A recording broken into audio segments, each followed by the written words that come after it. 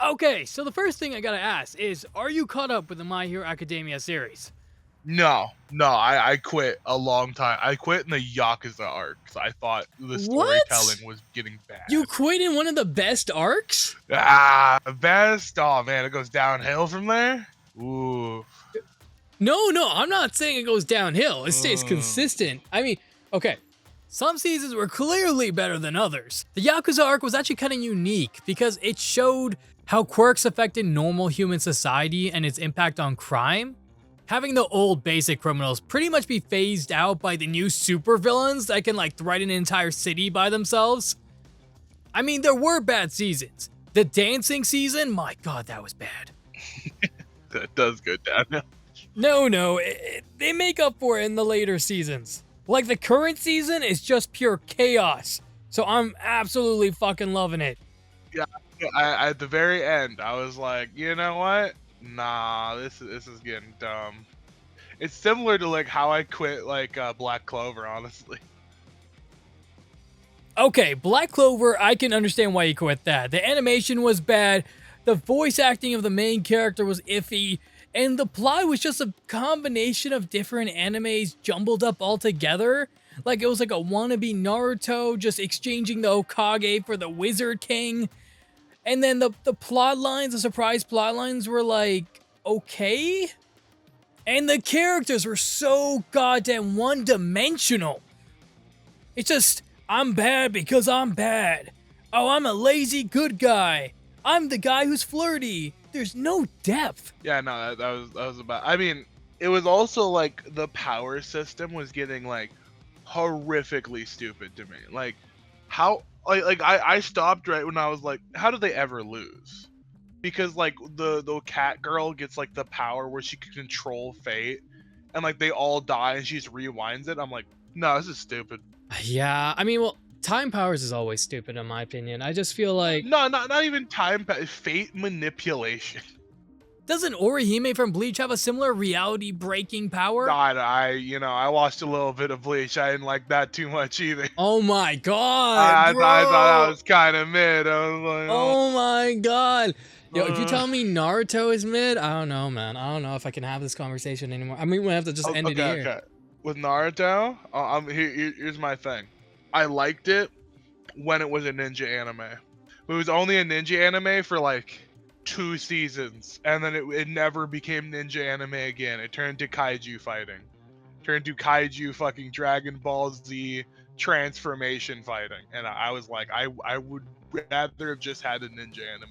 Like after the tuning exams, that's where you stopped? I watched bits and pieces, and I watched past that, but like I really liked the tuning exams and like what they were doing there, and then it turned mostly into kaiju and Gundam fights, and I'm like, Okay, ah.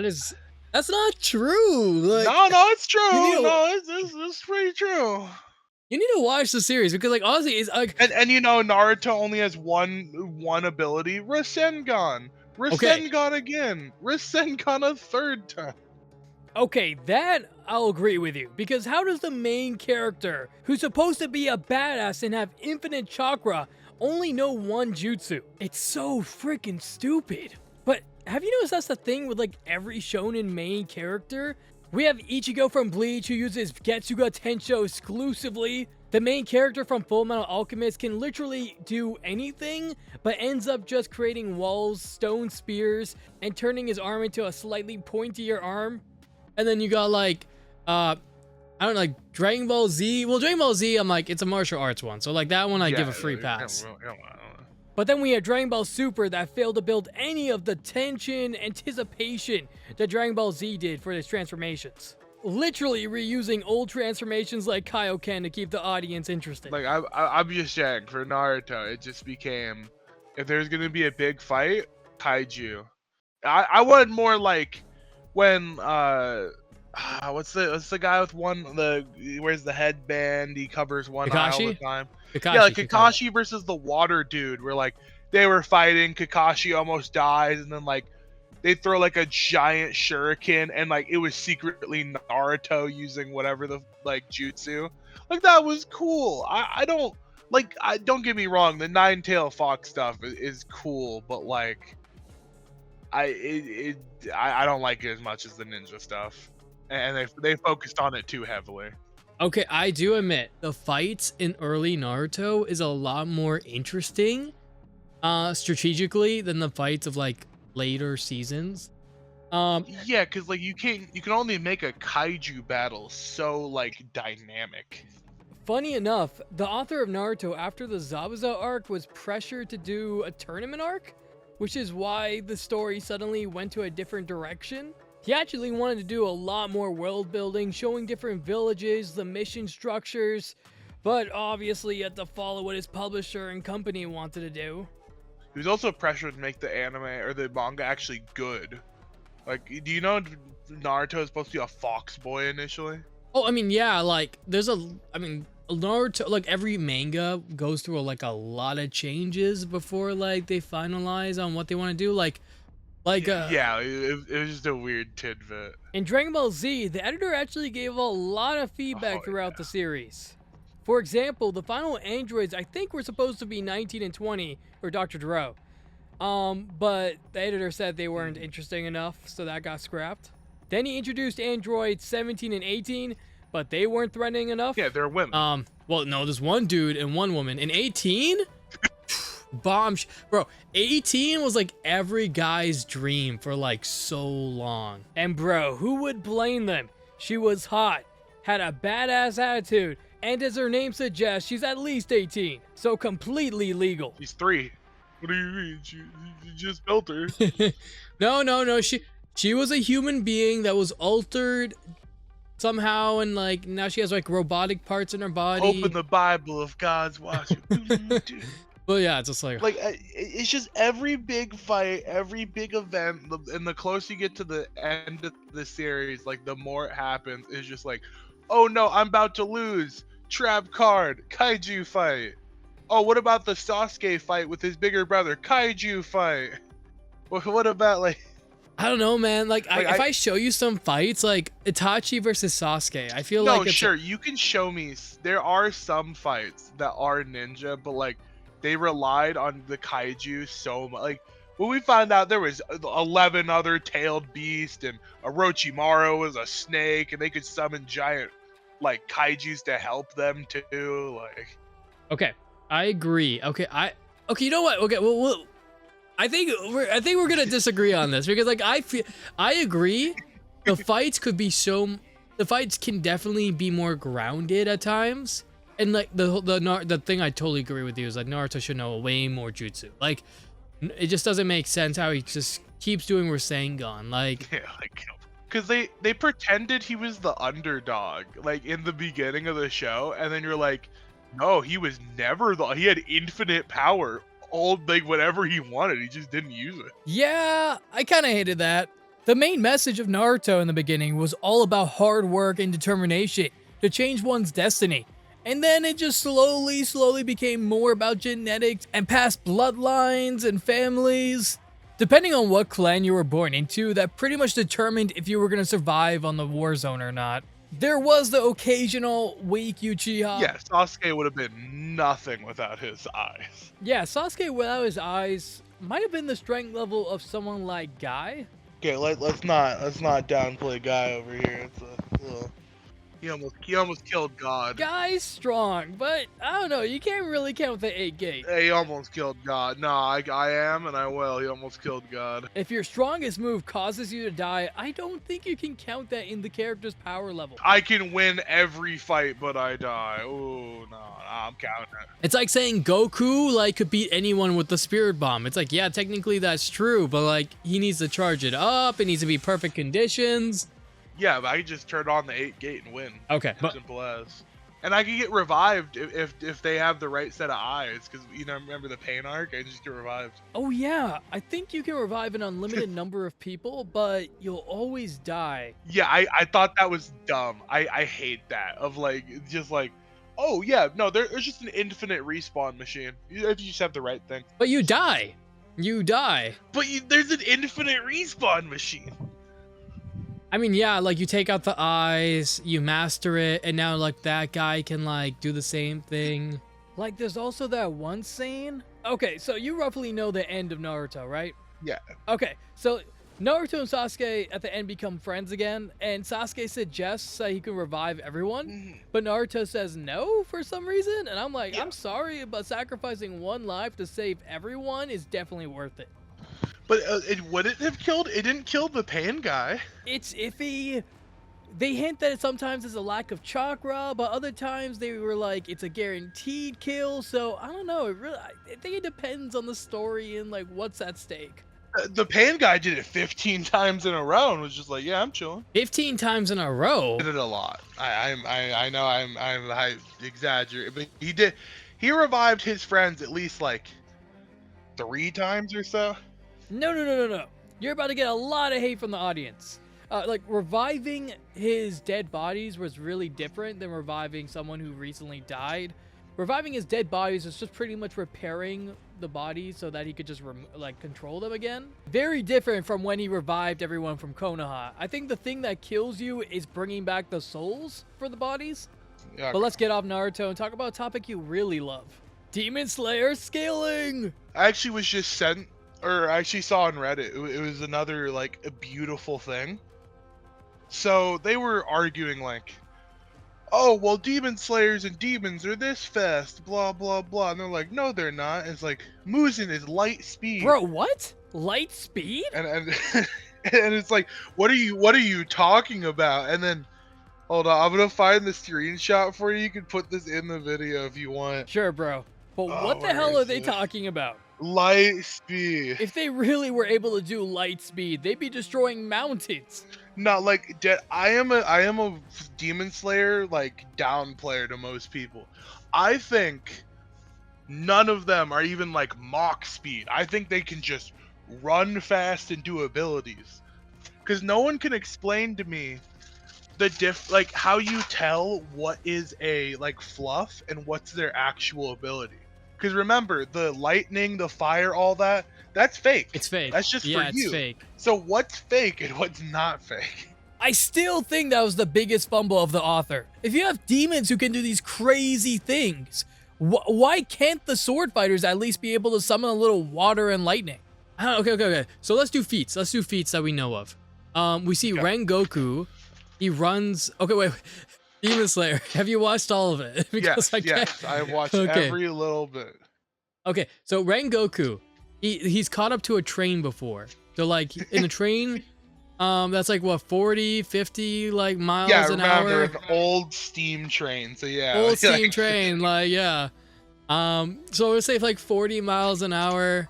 But you read that excerpt though? Yeah, I'm reading it. Yeah.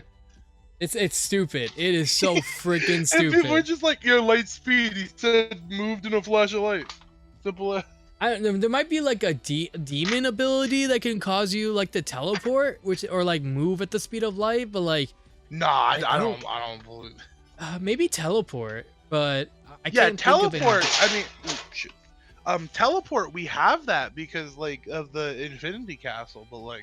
Yeah, the Infinity Castle. It's pretty much like a pocket dimension, like the hyperbolic time chamber, but it doesn't manipulate time. The badass part is that she can control the structures inside it like crazy. But honestly, this demon could probably cure housing for the homeless. Like, housing could be completely cured by this demon. She wasn't a damn dirty demon. She lives forever, can build a variety of different architecture and building sizes, so no construction wait times. As the name implies, infinite castles for everyone, even if she needs to eat some people every year. If she gets enough people, then my odds of surviving are still pretty high. So if there was like no rent, I'm the first one signing up. Plus, it might just be me, but I don't know, I wouldn't mind getting eaten by a demon. There's worse ways to go. Okay. So let's get back on like what specifically are we harping on here? Like. Okay. Yeah, feats. Okay. So we see Tanjiro, beginning guy. He can cut a boulder in half. Yeah, sure. We see them move a boulder, and like how heavy's a boulder, right? Like let's just say the boulder's like 4 tons, but even then, that just makes them like they're superhuman. They're not like giga human or anything. Like they're the strength of like 10 people combined. Like they're not the strength, like comparing to like Bleach or One Piece or My Hero Academia, they would get wiped. If we're talking about My Hero, honestly, I think peak Tanjiro could probably be most heroes. I mean, some of them have some trash abilities. Well, I'm sorry, I'm talking about the top tiers of like, you know, your Dekus, your intangible persons, your, you know. Bro, honestly, with Tanjiro's crazy hack abilities, I think there's a good chance he could be Deku. Oh, this is cap. This is rage baiting. I'm not falling for this.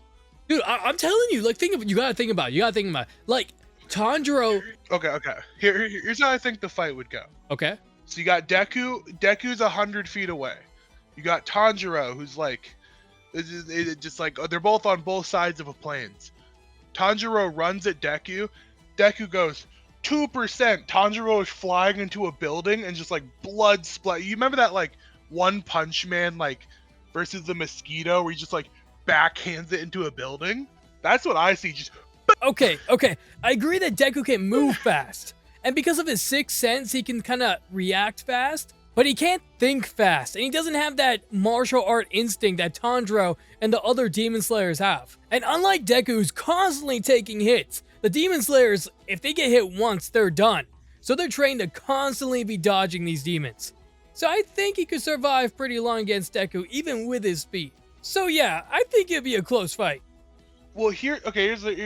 How about this? There's one attack Deku just didn't dodge and was just pure luck, and it was the city destroying attack, where like the brother sister duo, like they die or not die, but like he goes crazy and destroys the entire town with all those splices. He didn't dodge that. He just lived because of plot. That man cannot handle AOE attacks. Wait, what? Are you Oh, I remember. Okay, like in this?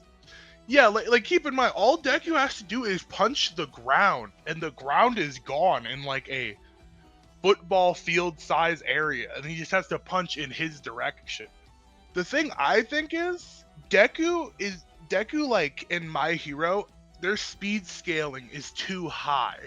Where it's like, yes, Tanjiro's fast and a sixth sense, but like in My Hero Academia, they're actually moving like Mach speed and stuff. Like All Might, when he's punching, it's creating shockwaves, and he's just flying through the city at like 1,000 miles an hour or something. Like, but you have to admit the fight's close. no, it's only close if like Tanjiro jumps him in a building of like children. Like if Deku cannot use AoE and most of his powers, no, I like if we're talking about like season 1 Deku just got his powers, like maybe, but like anywhere after that, it's a wipe. I'm sorry, it's a wipe. I don't know, man. Tanjiro's pretty OP In his own universe, but when he's a big fish in a small pond like Homelander. Okay. Let's go back to feats then. Like for example, like Demon Slayers, they can like fall from like what 4 stories high and still be perfectly fine. Yeah, but if they fall from terminal velocity, they die. So if they fall from 4 stories, they're fine. If they fall from 11, they die. Okay, that's true, but it does show that Demon Slayers have some crazy strength. It's like they reached the peak of the human body.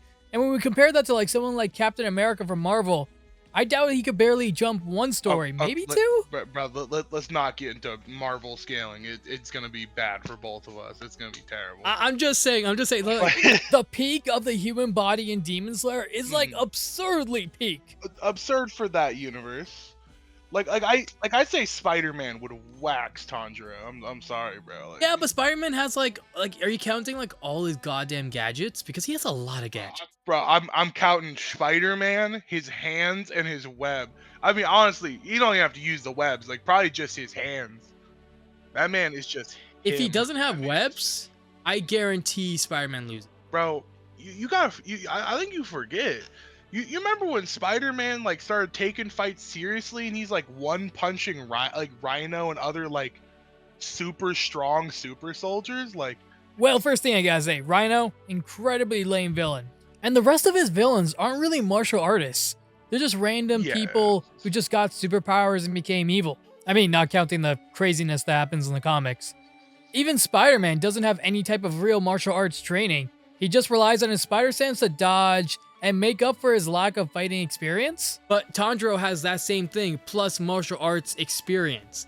So I feel like without his webs, 100% loss. With his webs, could Tanjiro cut his webs? Probably, because he's fought like a similar, like the spider villain. Yeah, I mean, those webs have locked up like the Hulk for a little bit. I'm gonna say it's gonna be about as hard as him cutting off like the tiny demon head. Like this man's gonna have to go ultra fire instinct to reliably cut through these webs to me. Maybe. But like, okay. Tanjiro can cut through a train. He can cut through a boulder. He can move decently fast. But like, I just think he can't handle like most people outside of his anime. No, I agree with that. Demon Slayer, at the end of the day, are city level villains. For example, Muzan could probably destroy a city, but then he would have to get up and move to another populated area. He's a dangerous guy, but he definitely can't rule the world. I mean, unless he made enough demons, but then is he really the one ruling the world, or just his giant army? He just doesn't have enough strength to really do enough damage by himself. But then, okay, if we're talking, Demon Slayer scaling, okay, one thing that's a really bad, like a pet peeve of mine that like I just want to talk about, the Dragon Ball Super scaling in the Tournament of Power. I just have to bring this up. The Tournament of Power pisses me off so much. And I think I have to read the manga because I think the manga does a lot better organizing the fights to make them make more sense. No, don't worry, it never makes sense. I mean, the fact that Roshi and Android 18 got that mythical just Akira Toriyama just suck off. I'm as strong as a god now. I'm almost as strong. Like, what the hell happened to Master Roshi? He could barely defeat a Frieza grunt, and now because he's not pervy, he somehow can fight against god-level opponents? I got arrested for sexual harassment, was in jail for 37 years. I did nothing but push it. Like, it's stupid. But yeah, like, Android 18 was weaker than Cell, but somehow now she can also fight on par with these people? It's because, it's literally said in the manga, because she trained with the Cell Juniors and beat all of them, and that's how she trained to become as strong as Super Saiyan God Super Saiyan. That doesn't make...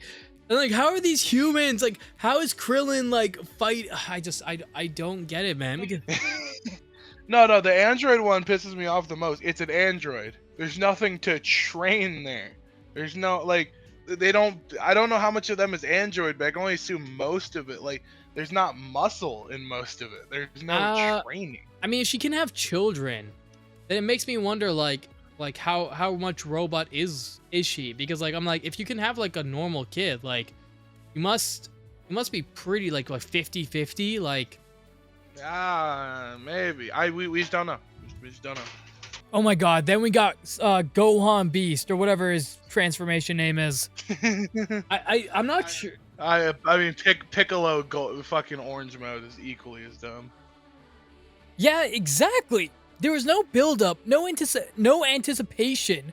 I'm hoping if the anime continues that they'll somehow make the transformations for Gohan and Piccolo more satisfying. Give them some challenges, some stakes. I know after Super Saiyan 2, transformations have kind of been just coming out of nowhere, with Super Saiyan 3 being achieved off-screen, with Gohan Mystic being unlocked through some magical ceremony, and then Super Saiyan God being unlocked with another ceremony that was done in like a minute. And now the Dragon Balls give me a transformation. It's just like, I'm like, what's happening here? And like, no one's working for a transformation anymore. No one works for transformations these days.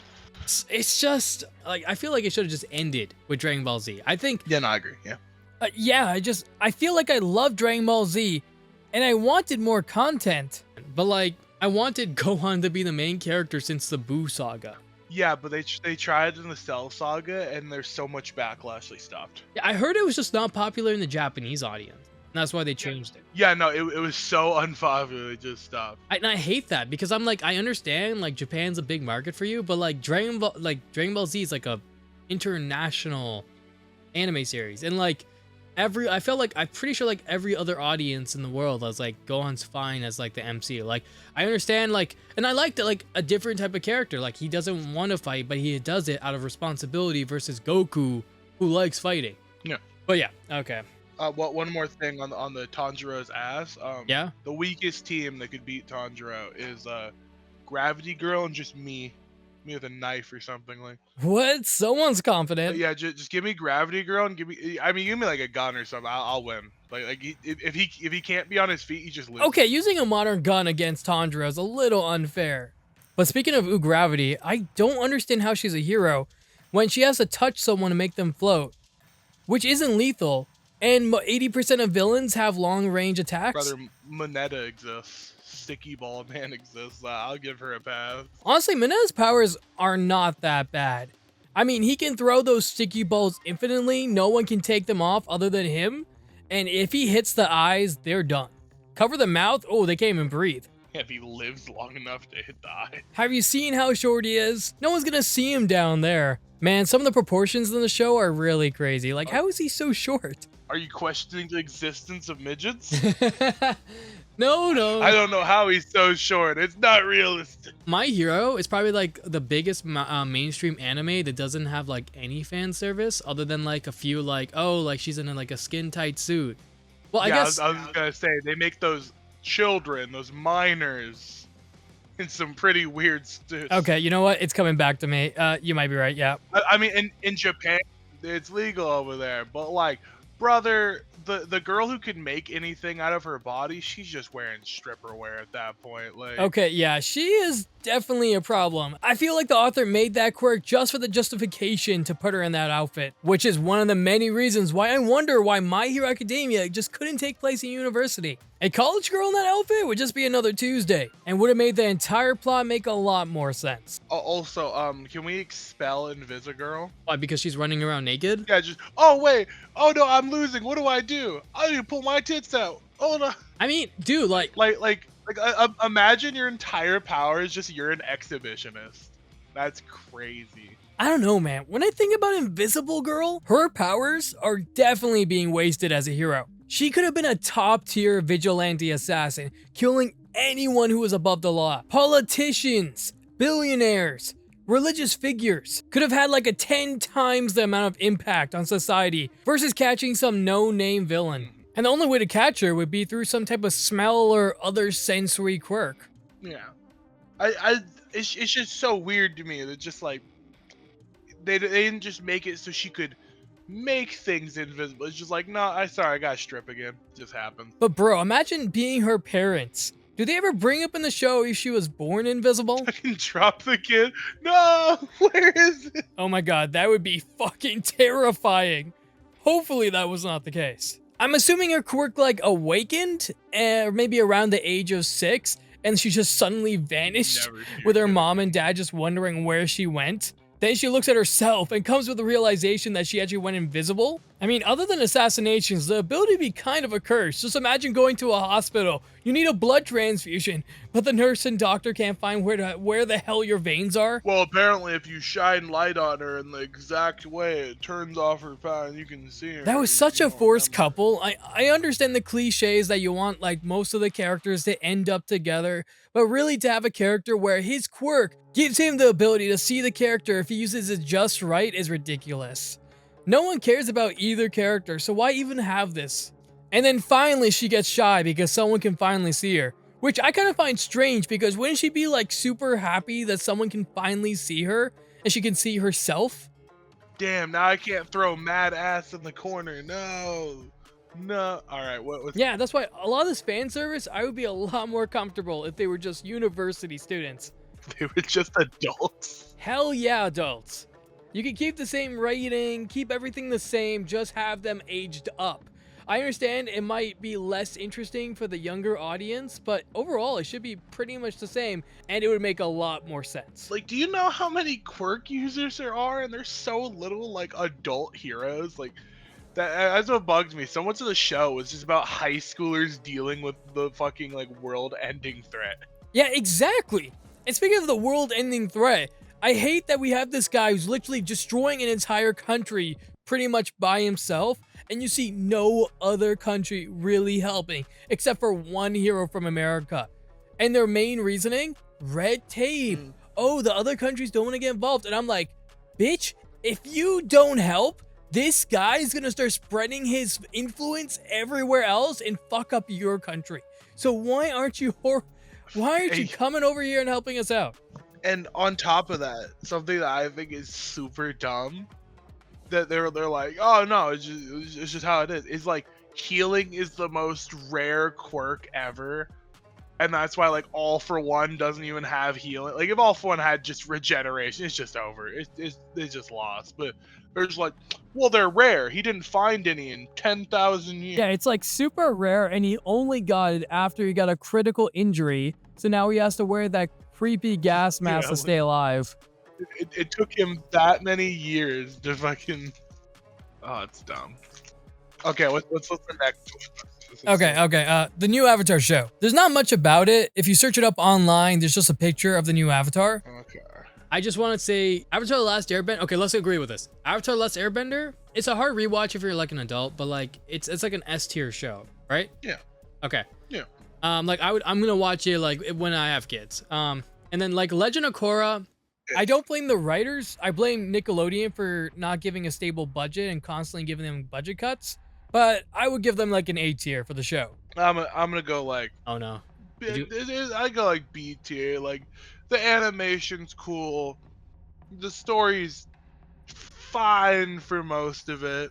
You know, Korra is a weak, flawed character, so like you get to go through that. Like No. B is a grade I can respect.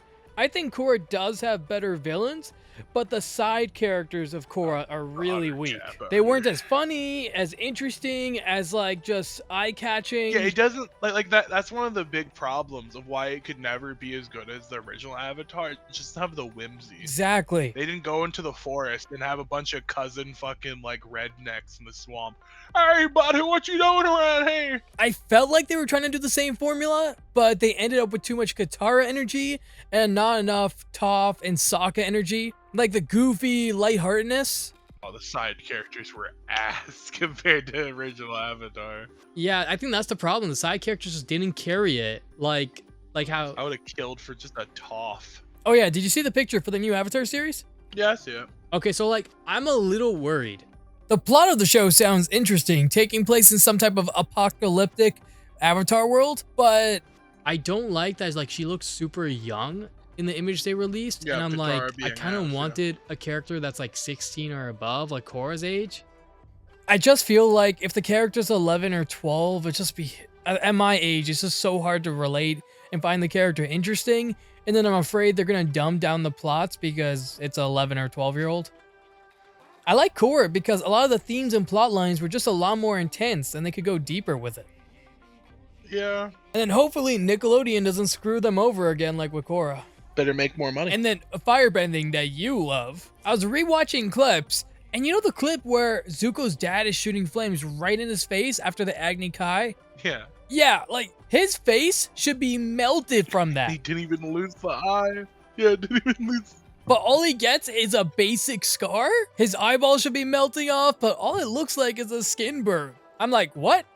Is that it? Like, okay, if you notice, more than any other bending, all bending is like there's a lot of offense and defense. Like, fire bending is literally just throwing fire in an area and then using the fire to speed up your martial arts. That's it.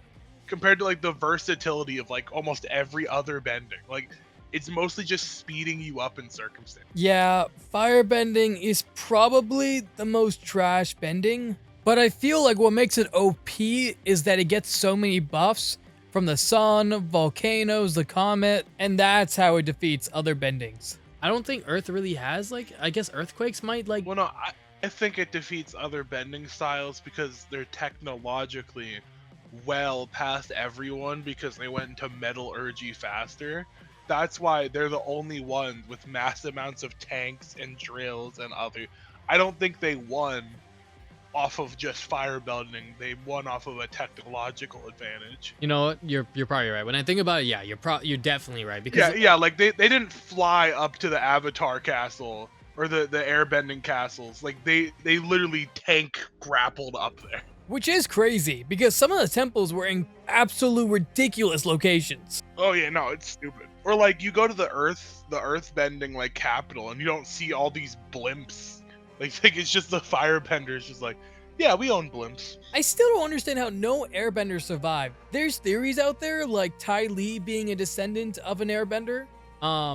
Does it make sense? Maybe like she's like super acrobatic, so like I don't know if that like To me, this is the same it's probably, I think it might be the same problem that like Vinland Saga season 2 happened.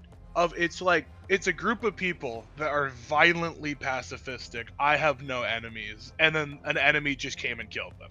Like, I don't like Vinland Saga season 2 because that philosophy is stupid to me.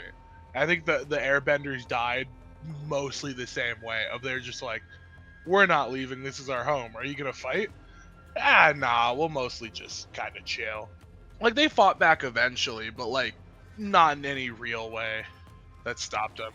Yeah, I can imagine that the airbenders were probably saying, let's talk it out, let's talk it out. And then once a few of them started getting killed off, they came to the realization that, nope, we can't talk it out. But by then it's too late and they're probably just getting massacred. Exactly. Although there was a pile of bodies of firebender soldiers. Around that one person. But it also makes me wonder, after they attacked the airbenders, they were probably super vulnerable. You know, they probably lost a ton of soldiers. So I feel like the waterbenders and earthbenders should have collaborated and attacked them back. I guess Yeah, like but who there's knew also about like a that? lack of information sharing. Yeah, because like remember, until Korra, it was like all pigeons and scouting. Like, Yeah, but they would have found out eventually. yeah, but like later. Yeah, but after you lose so many people, it takes like a decade to get them back.